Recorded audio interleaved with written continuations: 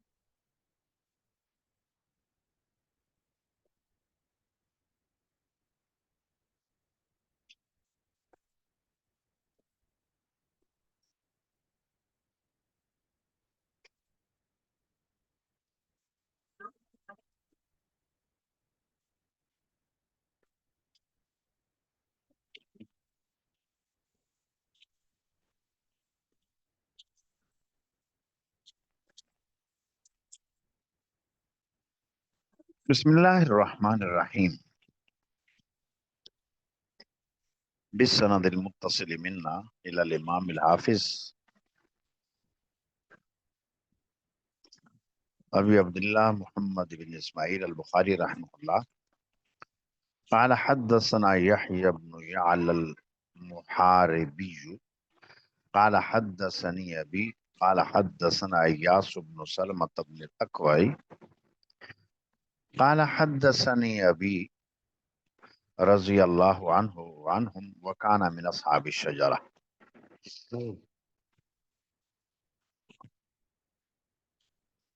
سلمہ ابن اکوع رضی اللہ عنہ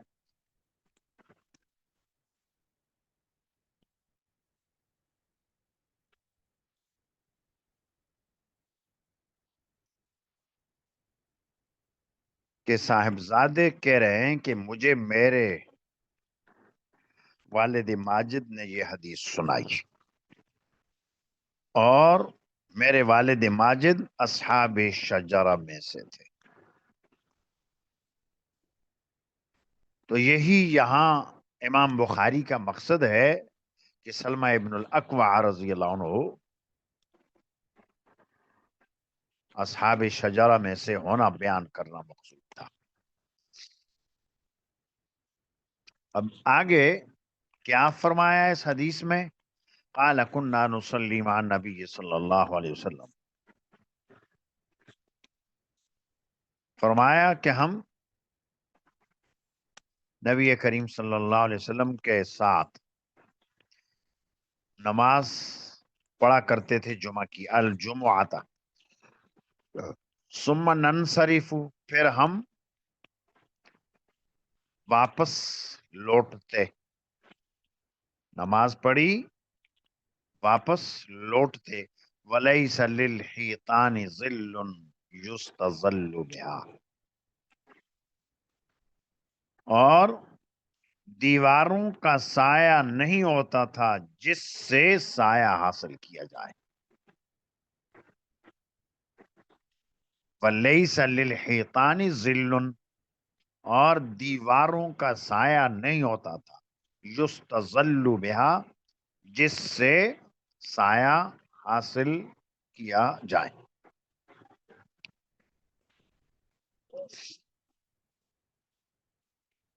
اس روایت سے استدلال کیا ہے چار اماموں میں سے ایک امام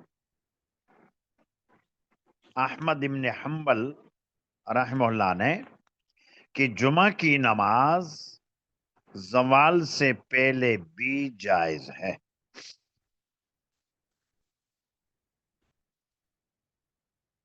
کہ دیواروں کا سایہ نہیں ہوتا تھا جس سے سایہ حاصل کیا جائے۔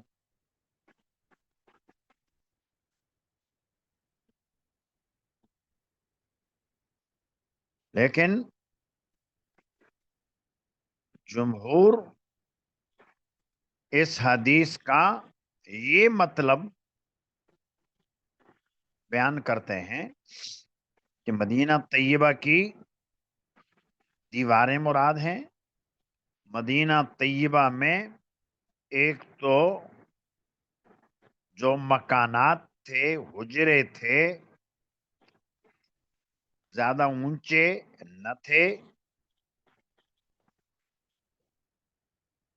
اور مدینہ طیبہ خط استوا کے بالکل نیچے ہے، اور دوپہر کے وقت جہاں سایہ ہوتا ہی نہیں یا ہوتا ہے جیسے ہی زوال ہوا تو بہت تھوڑا ہوتا ہے، اور اتنا نہیں ہوتا کہ اس سائے میں کھڑا ہو کر کوئی سایہ حاصل کرے۔ تھوڑا تو ہے، زوال ہو گیا، لیکن اتنا نہیں کہ دیوار کے سائے میں کوئی کھڑا ہو جائے۔ اور اس سے بس یہ سمجھا جا سکتا ہے کہ اول وقت میں جمعے کی نماز پڑھا کرتے تھے نبی کریم صلی اللہ علیہ وسلم، اور صحابہ کرام جمعے کی نماز کو پڑھا کرتے تھے اول وقت میں۔ اتنی بات تو ثابت ہوئی کہ جمعے میں تعجیل ہے۔ اور ہمارے علماء احناف تو یہ فرماتے ہیں کہ گرمی کے زمانے میں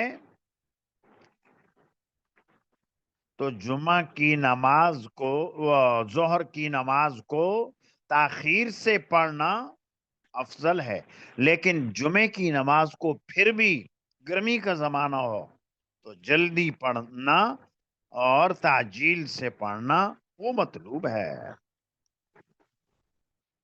اور دوپہر ٹھنڈی ہو یا ٹھنڈی نہ ہو، یہی وجہ ہے کہ جمعے کے دن مسجد میں جلدی آنے کا حکم، اور جلدی جائے اس کی فضیلت، جلدی نماز پڑھے اس کی فضیلت، اور جلدی سے جمعے سے فارغ ہو کر آرام کریں۔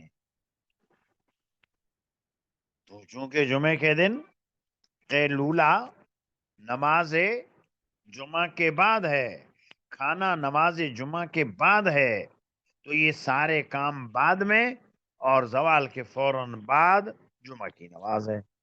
تو امام احمد کا تو مستدل یہ روایت ہے کہ زوال سے پہلے بھی پڑھا جا سکتا ہے، لیکن جمہور کا یہ جواب ہے کہ زوال کے بعد ہی ہوتا تھا، حت استفاء کے قریب ہونے کی وجہ سے وہاں سایہ کم ہوتا تھا، اور تعجیل جمعہ مطلوب ہے، جلدی پڑھ لیا جائے۔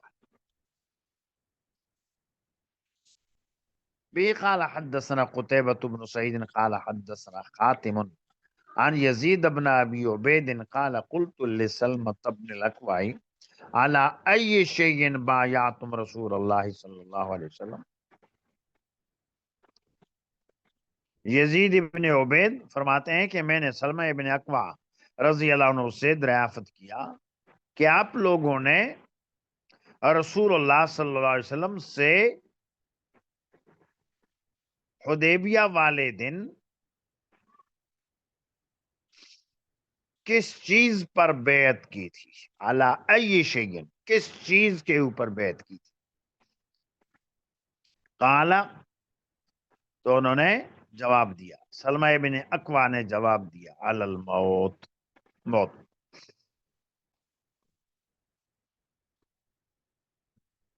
حدیبیہ کے دن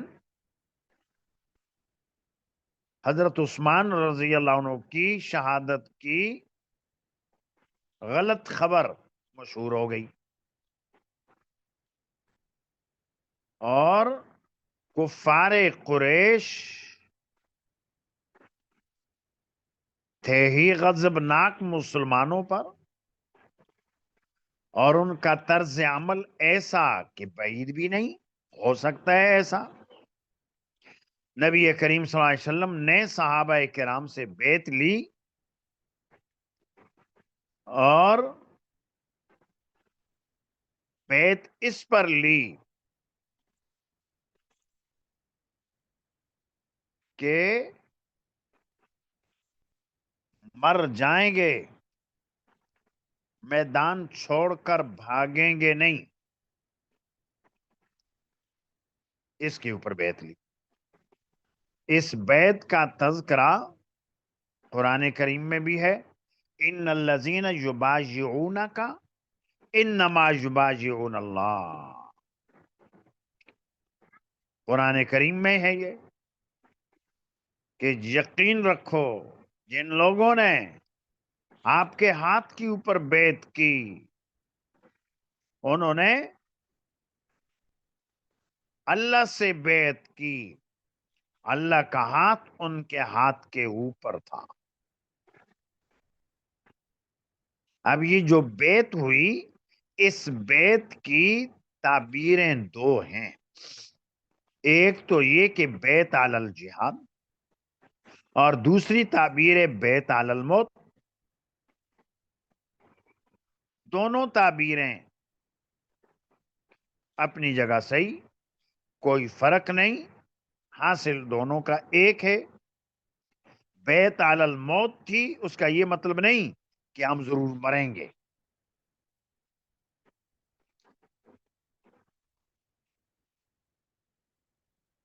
مرنا مقصود تو نہیں ہے، مقصود ہے دین اسلام کا غلبہ۔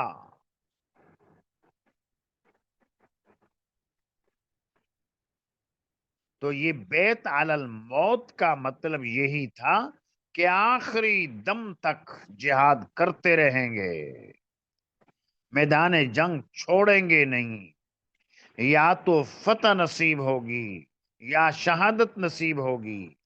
یہ تھی بیعت علی الجہاد اور بیعت علی الموت، ایک ہی مفہوم ہے۔ اور پھر بعد میں موقع ہی نہیں آیا جہاد کا، اس لیے کہ کفار قریش نے جب سن لیا مسلمانوں نے تو ایسے بیعت کی ہے، تو اب مرعوب ہو گئے۔ مرعوب ہونے کے بعد پھر یکے بعد دیگرے قاصد بھیجے، گفت و شنید ہوتی رہی، صلح ہو گئی اور معاہدہ ہو گیا، جس کو صلح حدیبیہ کہا جاتا ہے۔ بہرحال یہاں علی الموت کا یہ مطلب ہے یہ کہ میدان جنگ چھوڑ کر بھاگیں گے نہیں۔ عثمان کی شہادت کی جو خبر سنی ہے، بعید نہیں ایسا ہو جائے تو عثمان کے خون کا بدلہ لیں گے۔ یہ مطلب نہیں ہے کہ ضرور مریں گے، یہ مطلب نہیں ہے، بلکہ میدان جنگ چھوڑ کر بھاگیں گے۔ تو یہ ایک ہی مفہوم کی تعبیریں ہیں دو۔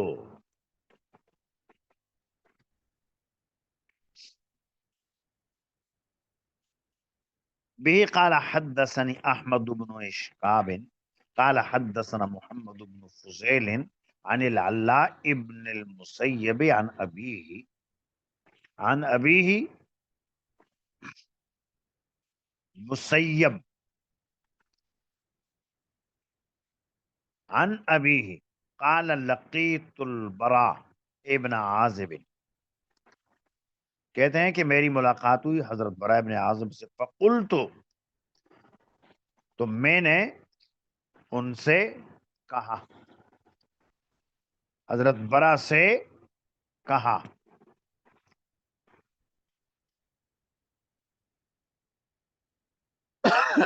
طوبى لك صحبت رسول اللہ صلی اللہ علیہ وسلم،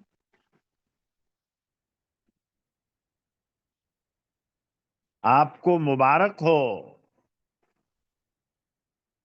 آپ رسول اللہ صلی اللہ علیہ وسلم کے ساتھ تھے۔ صاحبتا رسول اللہ صلی اللہ علیہ وسلم، حضور کے ساتھ تھے۔ وبایعتہ تحت الشجرہ، اور آپ نے درخت کے نیچے بیعت کی تھی۔ یعنی یہ کتنی خوش نصیبی کی بات، حضور کے دست اقدس کے اوپر بیعت کرنا، اور پھر جنہوں نے بیعت کی ان کی شان میں اللہ نے قرآن نازل کیا کہ اللہ راضی ہے ان سے، اور لوگوں میں سب سے افضل الناس تھے وہ صحابہ،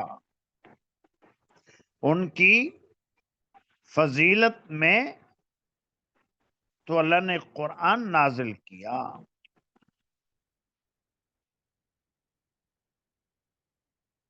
تو یہ بات جب کہی کہ طوبی لکا، مبارک ہو تمہیں،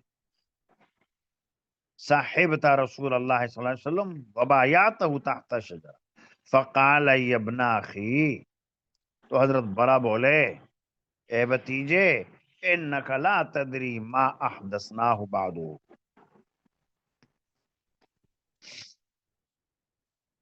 بتیجے تم نہیں جانتے ہم نے اس کے بعد کیا کیا کیا، لا تدری تم نہیں جانتے، ما احدثنا بعدہ، یہ صحابہ بیت رضوان والے عاجزی اور انکساری کا پیکر تھے تو افضل الناس، لیکن ان کی تواضع دیکھیں، عاجزی دیکھیں، ان کی مسکینی دیکھیں کہ اصحاب الشجرہ ہیں، اور پہلے گزرا حضور نے فرمایا انتم خیر اہل الارض، روئے زمین پر تم سب سے زیادہ بہترین لوگ ہو، یہ شرف انہیں حاصل تھا، لیکن پھر بھی عاجزی دیکھو، انکساری دیکھو کہ پتہ نہیں یہ عمل تو ہم نے کیا، اونچا عمل تھا، پر اس کے بعد ہم سے کیا کیا غلطیاں ہوئیں، اور ان غلطیوں کی وجہ سے پتہ نہیں وہ درجہ اور وہ مقام ہمارا ہے یا نہیں۔ تو یہ تھے صحابہ کرام، عاجزی مسکینی ان کے اندر بھری ہوئی، یہ ان کا حال۔ اسی لیے جو مقولہ آپ نے سنا ہی ہوگا، نیکی کر دریا میں ڈال، کرتا جا ڈرتا جا، یہ لوگ ڈرنے والے تھے، تواضع ان کے اوپر غالب تھی، تکبر سے دور تھے، عجب ان کے اندر تھا ہی نہیں، اس لیے یہ جملہ حضرت برا نے کہا بتیجے تم کیا جانو، حضور کے بعد یا ہم نے بیت رضوان جو کی اس کے بعد ہم نے کیا کیا کام کیے، کیا کیا غلطیاں ہوئیں، حالانکہ اللہ نے ان کی رضا کا تو اعلان کر دیا، لیکن پھر بھی یہ ایسے کہ انہوں نے یہ جواب دیا۔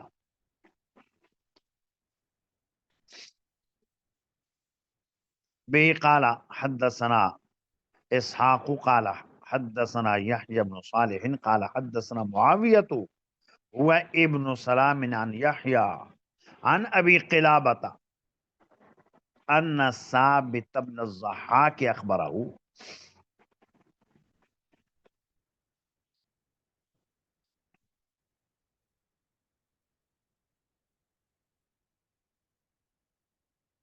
ابو قلابہ سے روایت ہے کہ حضرت ثابت ابن قیس رضی اللہ عنہ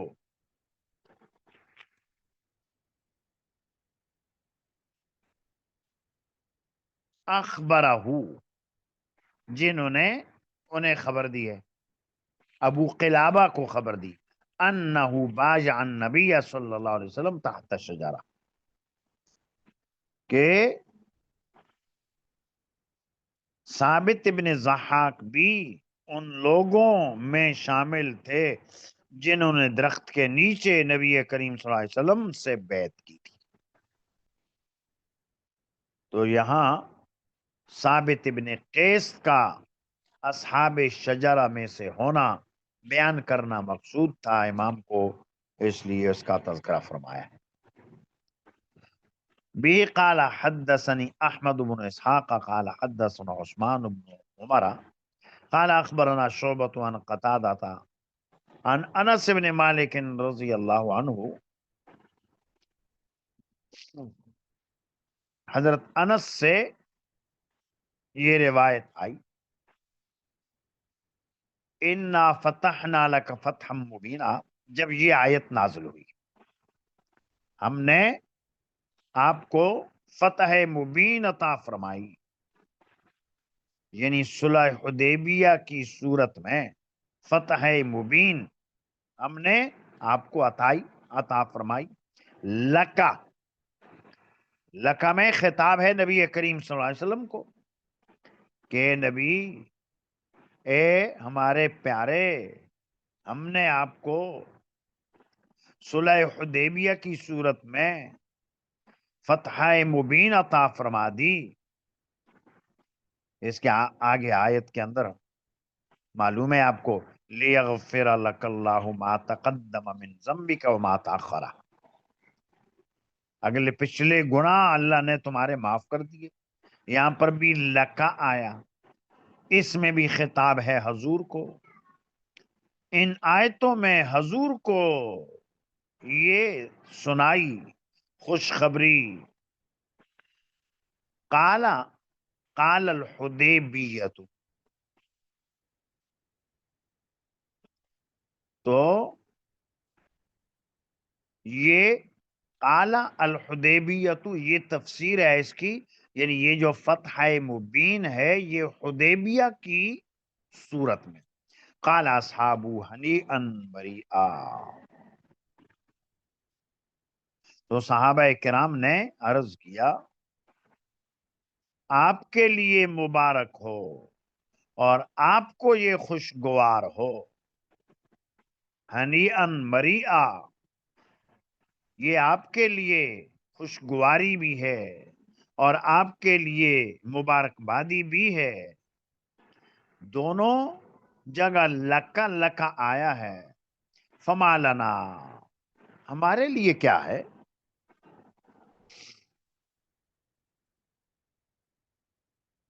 اللہ پاک نے آگے آیت کا یہ ٹکڑا پھر نازل فرمایا، فانزل اللہ، پھر اللہ نے نازل فرمایا یہ ٹکڑا آیت کا، لیدخل المؤمنین والمؤمنات جنات تجری من تحتها الانہار، تاکہ اللہ داخل کرے ایماندار مردوں کو اور ایماندار عورتوں کو جنتوں میں۔ یہ آیت نازل ہوئی تو پہلے تو حضور کو ہی خطاب اور یہ آپ کے لیے خوشخبری، اب یہ خوشخبری سب کے لیے جتنے بھی وہاں تھے۔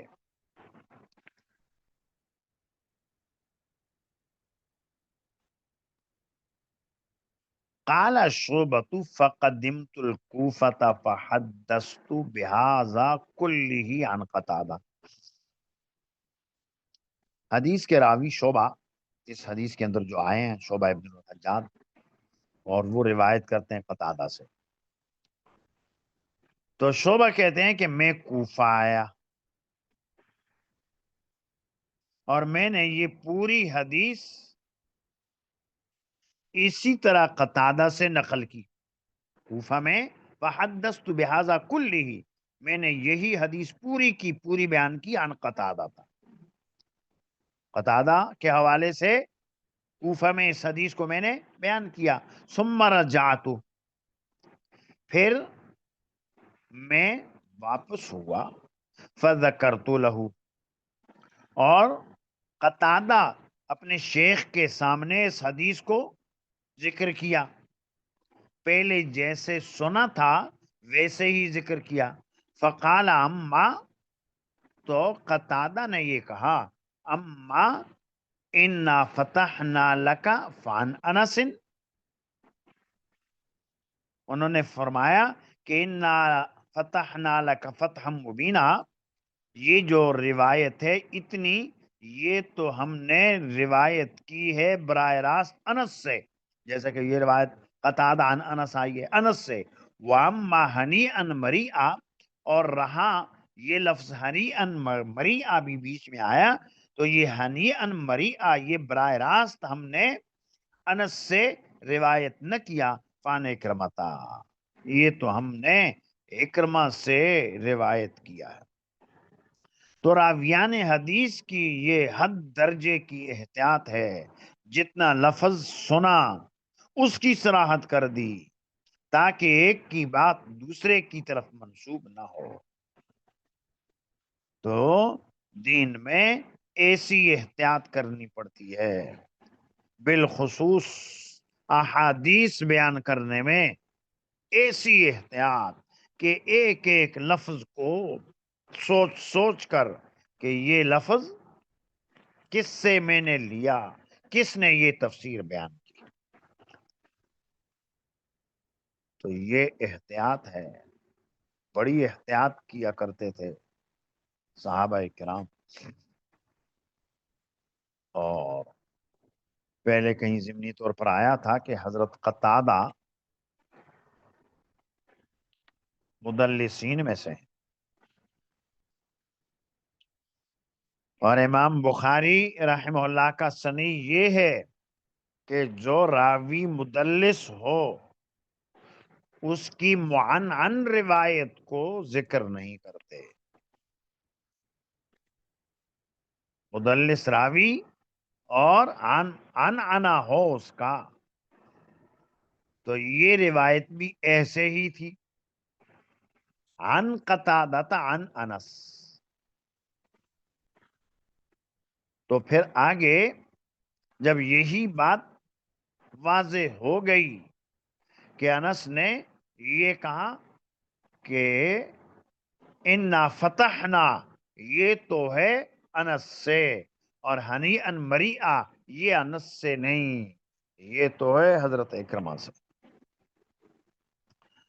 به قال حدثنا عبد الله بن محمد قال حدثنا ابو عامر قال حدثنا اسرائيل عن مجزعة بن الزاهر الاسلمي عن ابيه رضی اللہ عنہ وعنہم وكان ممن شهد الشجرة. یہی مقصد ہے اس روایت کو ذکر کرنے کا کہ یہ مجزعہ ابن ظاہر اسلمی، اس کو مجزعہ اور مجزعہ، میم کا کسرہ اور میم کا فتحہ دونوں پڑھنا صحیح ہے. ان سے روایت آئی اور وہ روایت کرتے ہیں اپنے والد سے. والد کون ہے؟ ظاہر اسلمی. ان سے اس حدیث کو روایت کرتے ہیں، اور یہ ظاہر اسلمی کے بارے میں فرمایا کہ یہ اصحاب شجرہ میں سے ہیں جنہوں نے بیعت کی تھی درخت کے نیچے. تو ظاہر اسلمی ان صحابہ میں ہیں جو بیعت رضوان میں شریک تھے. اب آگے قصہ بیان کیا. قال انی لأوقد تحت القدور بلحوم الحمر، فرمایا کہ میں ہانڈیوں کے نیچے آگ جلا رہا تھا جو گدوں کے گوشتوں کی ہڈیاں تھیں.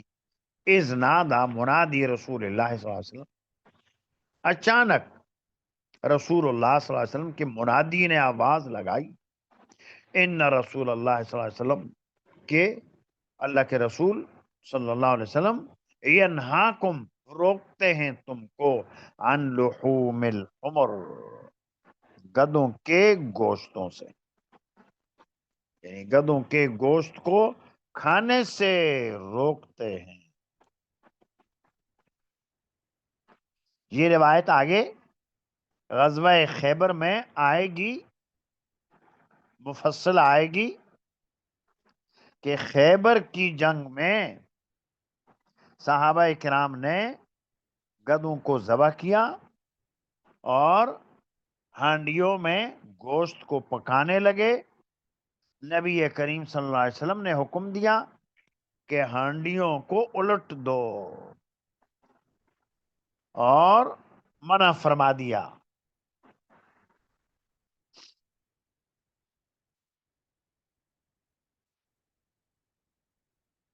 تو یہاں ظاہر اسلمی کی اس روایت کے اندر یہی آیا کہ غزوہ خیبر میں ہانڈیوں میں گدھوں کا گوشت پک رہا تھا. اب تک اس کی اباحت تھی، حلال تھا، جائز تھا. اور یہ ظاہر اسلمی غزوہ خیبر میں شریک تھے.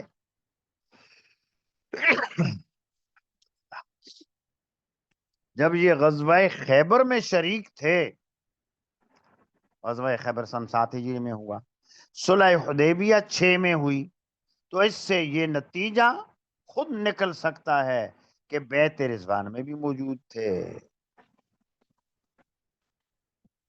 اور بیعت رضوان میں جو صحابہ شریک تھے ان کا درجہ، ان کا مقام بہت اونچا ہے. مدلسین کا مطلب یہ ہوتا ہے، خیر الاصول کتاب میں آپ نے پڑھا ہوگا، پڑھائی جاتی ہے خیر الاصول بھی، اور بھی اصول حدیث سے متعلقہ کتابیں. تو راوی کبھی اپنے استاد کا نام یا استاد کے استاد کا نام چھپا لیتا ہے، اور اس لیے کہ راوی کے استاد اتنے مشہور نہیں، لیکن استاد کے استاد مشہور ہیں، تو ان کا نام ذکر کر دیتا ہے. جبکہ سننے والوں کو یہ تاثر ملتا ہے کہ براہ راست ان سے سنا ہے، جبکہ براہ راست استاد کے استاد سے نہیں سنا، بیچ میں استاد کے نام کو حذف کر دیا. تو عن فلان مثلا یہی روایت تھی، اس روایت میں شعبہ کہیں کہ عن قتادہ تھا، عن انس، تو اس میں یہ تاثر مل رہا ہے کہ شعبہ نے قتادہ سے، قتادہ نے انس سے روایت کی. لیکن یہ بھی تو امکان ہے کہ بیچ میں کوئی واسطہ ہو، شعبہ نے براہ راست قتادہ سے روایت نہ کی ہو، بیچ میں کوئی اور بھی ہو، تو ایسے راوی کو کہا جاتا ہے مدلس. اور مدلس جو ہوتا ہے اس کی معنعن روایت کو امام بخاری قبول نہیں کرتے. تو یہ ہوتا ہے مطلب مدلس کا.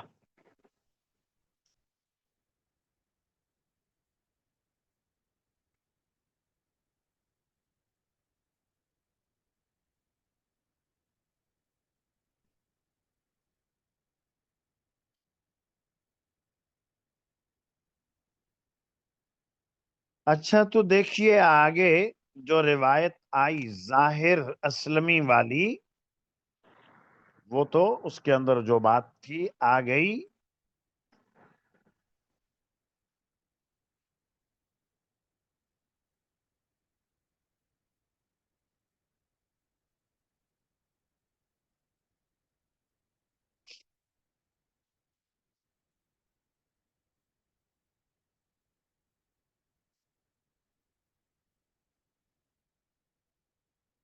وعن مجزعتا عن رجل منہم، اور انہی سے ہی مجزع سے ہی روایت آئی، اور وہ روایت کرتے ہیں صحابہ کرام میں سے ہی کسی آدمی سے، اور وہ صحابہ کرام من اصحاب الشجرہ میں سے تھے، من اصحاب الشجرہ۔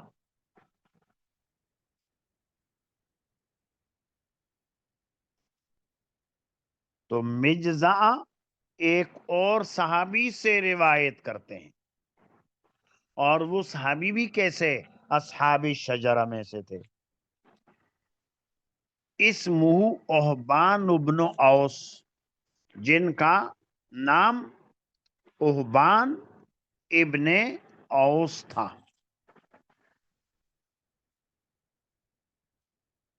وکان اشتکا رکبتہ، تو احبان کے گھٹنے میں تکلیف ہو گئی۔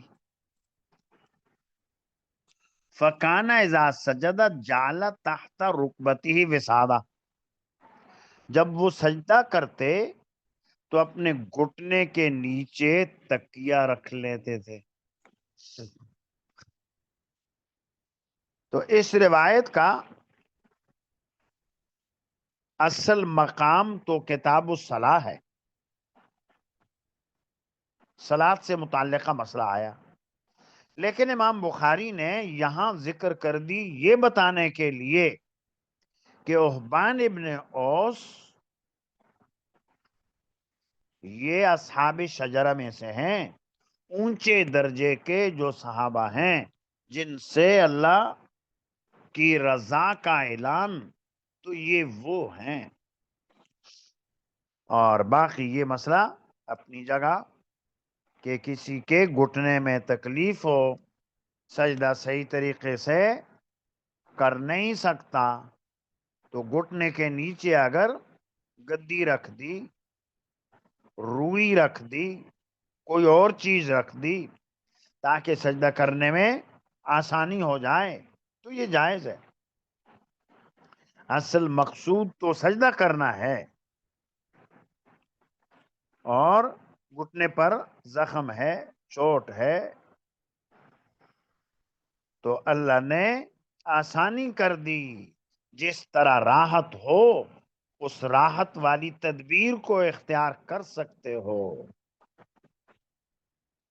تو یہ چیز اس روایت سے معلوم ہوئی، اور یہ نماز سے متعلقہ مسئلہ تھا۔ بے قال حدثني محمد بن بشار قال حدثنا ابن ابي عدي عن شعبة عن يحيى بن سعيد عن بشير بن يسار عن سويد بن النعمان وكان من اصحاب الشجرہ، یہاں پر بھی یہی سوید ابن نعمان اصحاب شجرہ میں سے تھے۔ کان رسول اللہ صلی اللہ علیہ وسلم واصحابہ اتو بسویق، نبی کریم صلی اللہ علیہ وسلم اور آپ کے صحابہ ستو لائے، ان کے پاس ستو لائے گئے، اتو بسویق، لائے گئے ستو، فلاکوہ، تو انہوں نے ان ستو کو منہ میں گھمایا۔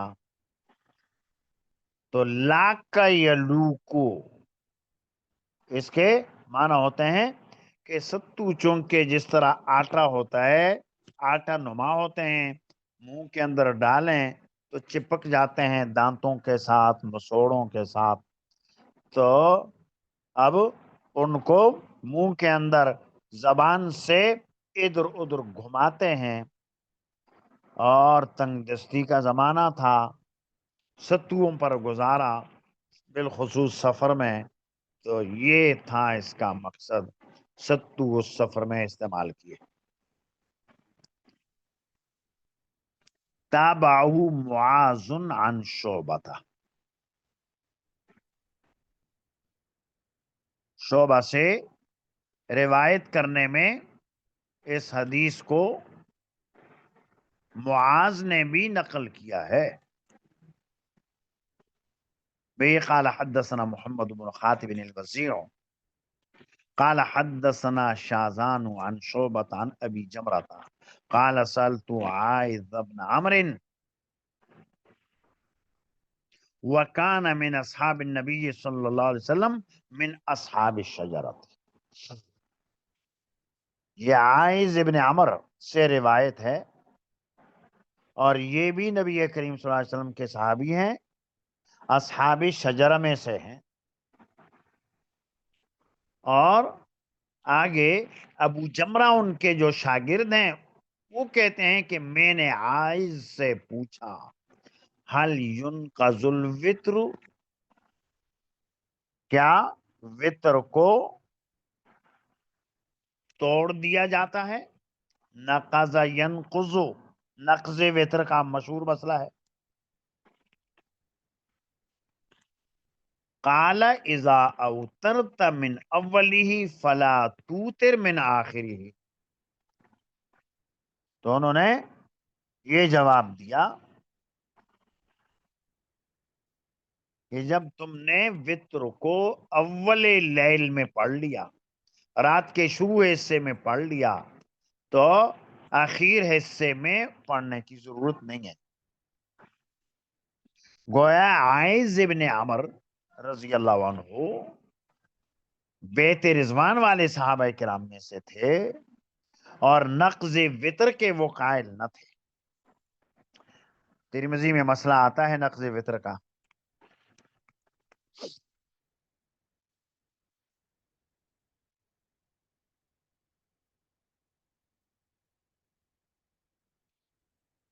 اگر کوئی آدمی عشاء کی نماز پڑھی اور اس کے بعد آخر میں وتر پڑھ لیے، سونے سے پہلے ہی پڑھ لیے، اگر اس بندے خدا کو توفیق مل گئی تہجد پڑھنے کی تو پہلے نقض وتر کرے. نقض وتر کیسے کرے؟ کہ وتر کی 3 رکعتیں ہوتی ہیں، تو ایک رکعت اور پڑھ لے، یہ اس نیت سے کہ 3 وہ تھیں ایک یہ 4 رکعتیں ہو جائیں گی اور یہ چاروں کے چاروں نفل بن جائیں گے. اب وہ وتر ختم ہو گئے، اس کو کہا جاتا ہے نقض وتر. وتر ٹوٹ گئے. اب اس کے بعد تہجد کی جتنی مرضی نماز پڑھے، پڑھنے کے بعد پھر آخر میں دوبارہ وتر پڑھ لے. یہ ہے نقض وتر کا مسئلہ. اور جمہور کا مسلک نقض وتر والا نہیں ہے. جمہور علماء کرام یہ کہتے ہیں کہ نقض وتر والا مسئلہ نہیں. اچھا تو ضرور ہے کہ وتر کو بناؤ آخر میں،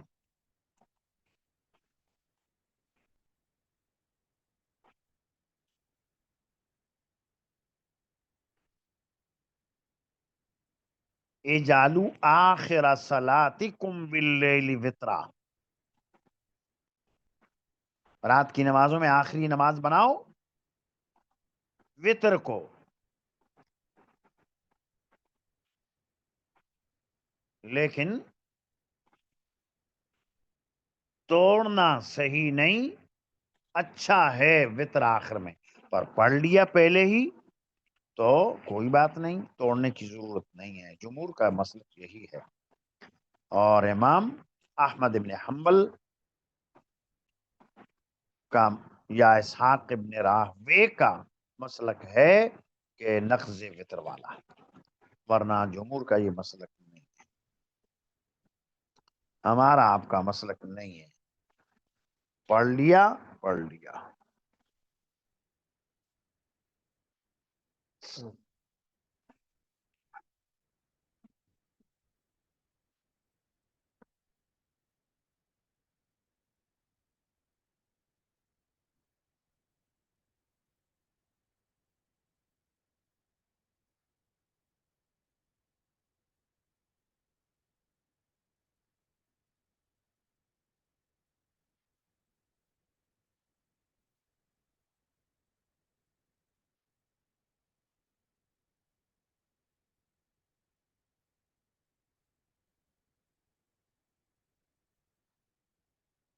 یہ کسی نے سوال پوچھا ہے لیکن سوال سمجھ میں نہیں آ رہا ہے، کچھ صحیح لکھا ہوا نہیں ہے.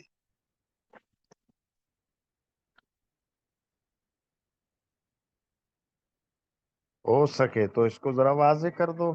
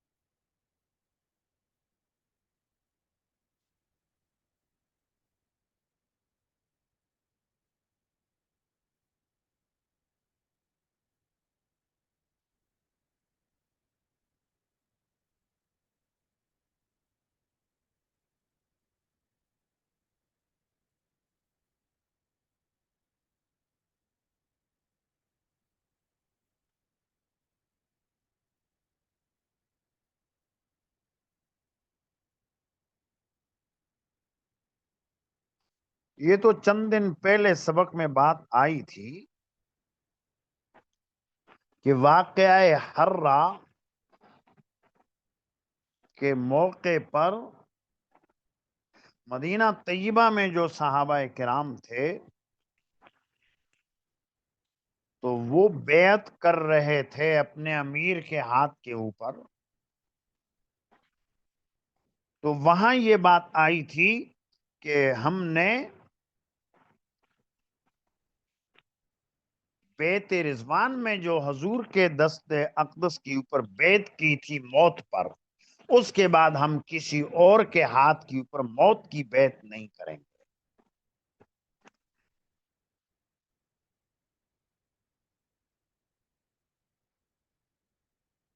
اور بات وہ اپنی جگہ بالکل صحیح. اور صحابہ اکرام نے حضور کے ہاتھ کے اوپر ببول کے درخت کے نیچے صلح حدیبیہ جہاں ہوئی تھی وہاں موت کے اوپر بیعت کی، جہاد کے اوپر بیعت کی. بیعت علی الجہاد، جب تک جان میں جان ہے جہاد کریں گے، مر جائیں گے چھوڑیں گے نہیں میدان جنگ. تو یہ ٹھیک ہے. اور حضور کے ہاتھ کے اوپر جس بیعت کو ہم نے کیا، اب یہ بیعت کسی اور کے ہاتھ کے اوپر نہیں کہ کسی اور سے کہیں کہ ہم تمہارے ساتھ رہیں گے، ہمیشہ رہیں گے، میدان جنگ چھوڑیں گے نہیں، بھاگیں گے نہیں، مر جائیں گے. کسی اور کے ہاتھ کے اوپر یہ بیعت ہم نہیں کرتے.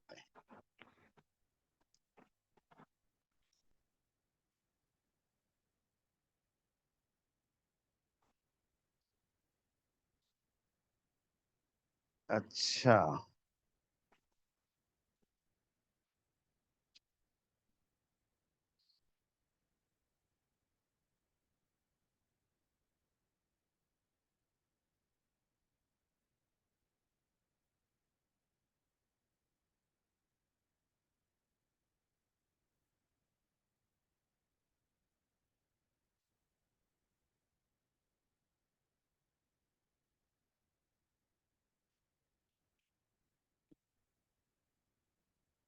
نقض وطر کا مسئلہ امید ہے کہ سمجھ میں آ گیا ہوگا. آگے دیکھیں. بی قال حدثني عبد الله بن يوسف قال اخبرنا مالك عن زید بن اسلم عن ابيه ان رسول الله صلی اللہ علیہ وسلم كان يسير في بعض اسفاره. نبی کریم صلی اللہ علیہ وسلم اپنے کسی سفر میں چل رہے تھے. وعمر بن الخطاب يسير معه ليلا، اور عمر ابن خطاب بھی حضور کے ہمراہ رات کو چل رہے تھے. یہ سفر وہی حدیبیہ والا سفر ہے. صلح ہو گئی اور وہاں سے واپسی ہے مدینہ طیبہ کی طرف. فسألہ عمر بن الخطاب عن شیء، عمر ابن خطاب نے کسی شے کے متعلق حضور سے سوال کیا. فلم یجبہ رسول اللہ صلی اللہ علیہ وسلم، حضور نے جواب نہ دیا. اور جواب نہ دینے کی وجہ یہ ہوئی کہ اس وقت آپ علیہ الصلوۃ والسلام پر وحی کا نزول ہو رہا تھا اور اس مشغولیت کی وجہ سے حضور نے جواب دیا نہیں. ثم سألہ، عمر نے پھر سوال کیا، فلم یجبہ، حضور نے پھر جواب نہ دیا، ثم سألہ فلم یجبہ، تیسری بار سوال کیا، پھر حضور نے جواب نہ دیا۔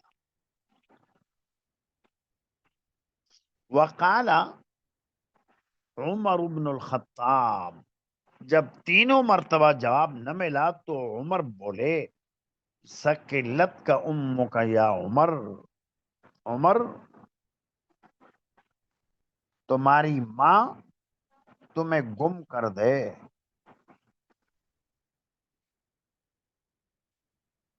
یہ محاورہ ہے، تمہاری ماں تمہیں روئے، تمہاری ماں تمہیں گم کر دے۔ نظرت رسول اللہ صلی اللہ علیہ وسلم، تم نے اصرار کیا اللہ کے رسول سے، ثلاث مرات، 3 بار، یعنی سوال 1 مرتبہ، 2 مرتبہ، 3 مرتبہ، یہ ہوا اصرار۔ کل ذالک لا یجیبو کا، ہر بار جواب نہ ملا تو حضور نے تمہیں جواب نہ دیا، تینوں بار میں جواب نہ دیا۔ قال عمر فحرکت بعیری، میں نے اپنے اونٹ کو حرکت دی، حرکت دی یعنی ایڑ لگائی، تیز کیا۔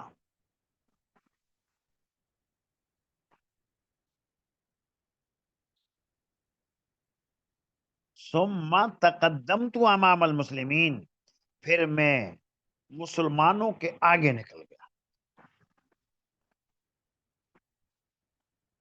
تیز کیا اور تیز کر کے پہلے تو پیچھے حضور کے ساتھ 3 مرتبہ سوال کیا، جواب نہ ملا، آگے کر دیا اپنے اونٹ کو تیز کر کے۔ وَخَشِیتُ أَن يَنزِلَ فِیَّ قُرْآنٌ، اور مجھے اندیشہ ہوا کہ میرے بارے میں قرآن نازل ہوگا، یعنی اب میری پکڑ ہوگی، مجھ سے یہ غلطی ہو گئی۔ ایک تو پہلے ہی صلح کے اوپر اعتراض تھا، اور اب دوبارہ غلطی ہو گئی کہ میں حضور سے کوئی چیز پوچھ رہا تھا، 3 مرتبہ اصرار کر لیا، اصرار مجھے کرنا نہ چاہیے تھا۔ فَمَا نَشِبْتُ صَارِخًا يَصْرَخُ بِي، میں ٹھہرا نہیں کہ ایک چیخنے والے نے چیخ کر مجھے بلایا۔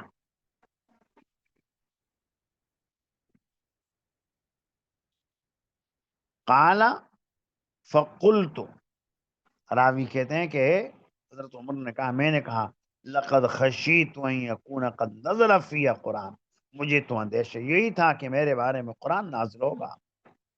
وجئت رسول اللہ صلی اللہ علیہ وسلم فسلمت علیہ، میں حضور کی خدمت میں حاضر ہوا، حضور کو سلام کیا۔ فقال لقد انزلت علی اللیلۃ سورۃ، آج کی رات میرے اوپر ایک سورت نازل ہوئی، لَهِيَ أَحَبُّ إِلَيَّ مِمَّا طَلَعَتْ عَلَيْهِ الشَّمْسُ، اور یہ سورت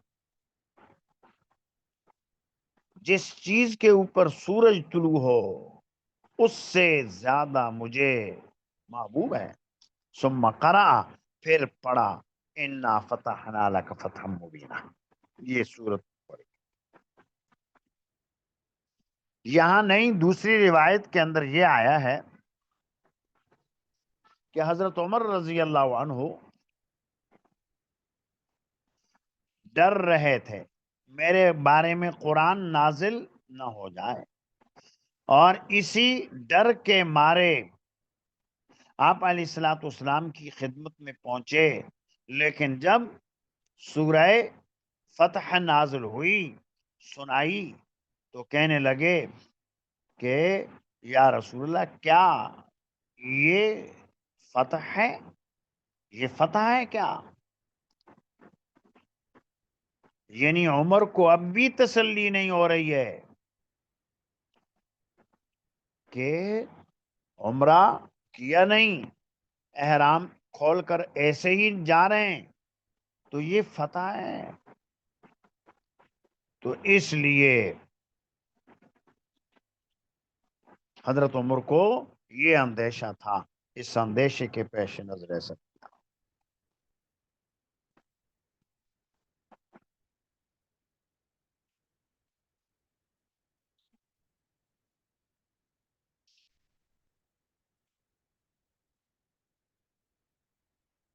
تو خیر یہ حضرت عمر کا سفر حدیبیہ میں جو قصہ پیش آیا اور ان کی تشفی کے لیے اللہ نے قرآن کریم کی سورت نازل فرمائی، سورہ فتح.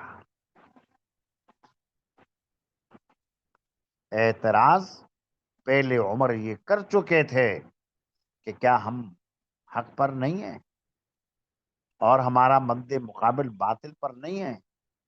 کیا ہم مر گئے جنت میں نہیں جائیں گے؟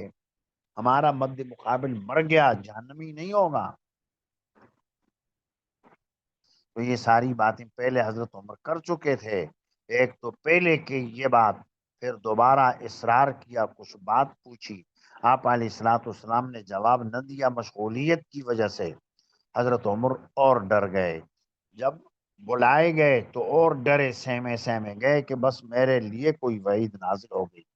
اور جب پہنچے تو قرآن کریم کی یہ سورت پڑھ کر سنائی. تو اتنی بات اور معلوم ہوئی کہ بڑوں سے جو بات کہنی ہے کہہ دینی چاہیے، زیادہ پیچھے نہ پڑنا چاہیے. حضرت عمر فاروق نے اصرار کیا 3 بار، اور 3 مرتبہ کی وجہ سے ان کو خطرہ پیدا ہو گیا کہ مجھ سے غلطی تو نہیں ہو گئی، میرے بارے میں کوئی وعید تو نازل نہیں ہو گئی، قرآن کریم تو نازل نہ ہوا. تو اپنا جو موقف ہو بڑوں کے سامنے رکھ دیا، اصرار نہیں، بڑوں کی نگاہ دور تک اور چھوٹے متبعین ان کی نگاہ وہاں تک جاتی نہیں. صلح حدیبیہ میں ہی آپ علیہ الصلوۃ والسلام کی نگاہ کتنے دور، صحابہ کرام کی نگاہ وہاں تک نہ پہنچ پائی. مدینہ طیبہ کے جانب جنوب میں ایک دشمن ہے، یہی کفار قریش. جانب شمال میں دشمن ہے، یہود خیبر. بیچ میں ہیں، تو ایک دشمن سے صلح ہو رہی ہے، اس سے بے فکر ہو جائیں، دوسرے سے نبٹ لیں گے. ایسا ہی ہوا، ان سے صلح کی اور پھر خیبر گئے، خیبر میں فتح حاصل ہو گئی. پھر اس کے بعد انہوں نے صلح توڑ دی، پھر ان کے ساتھ بھی نبٹ گئے، خیبر بھی فتح ہو گیا اور مکہ بھی فتح ہو گیا، مسلمانوں کو غلبہ بھی نصیب ہو گیا. بس کر لو، اتنا ہی رہنے دو. سبحان ربک رب العزت عما یصفون وسلام علی المرسلین والحمد للہ رب العالمین. السلام علیکم ورحمۃ اللہ وبرکاتہ.